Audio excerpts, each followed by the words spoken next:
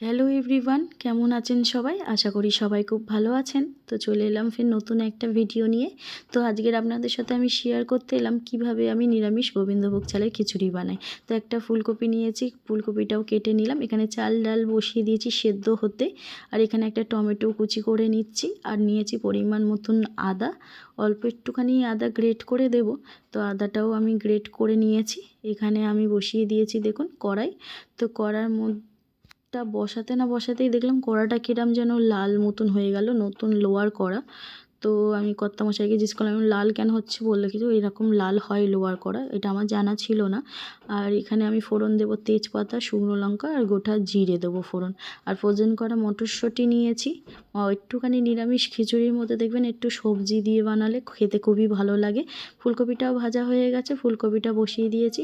অনেক সময় আমি দিই বিনস, গাজর, কিন্তু বিনস, গাজর, কুমড়োও দিই, সেগুলো ছিল না, তাই জন্য এই যেইটা ছিল ফুলকপি সেটাই দিলাম। কিন্তু একটু আলু দিই, আলুটা আজকে দিতে ভুলে গেছি।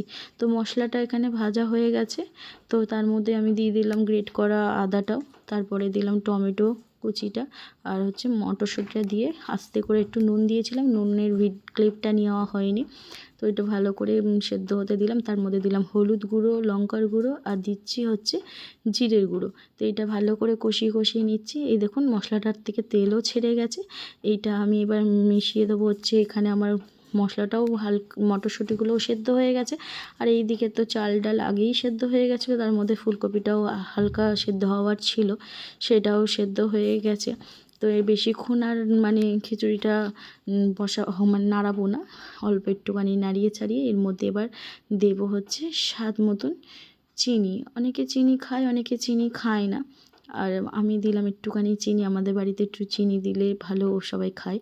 তো আর দিচ্ছি হচ্ছে ঘি, 2 চামচ ঘি দিলাম। এত সুন্দর খিচুড়িটার থেকে গন্ধ বাড়াচ্ছে যে আপনাদেরকে আমি বলে বোঝাতে পারবো না। খিচুড়িটা হয়ে গেছে। আর বানাবো হচ্ছে বেগুনি। তো বেগুনির জন্য এখানে বেসন আমার গোলা হয়ে গেছে।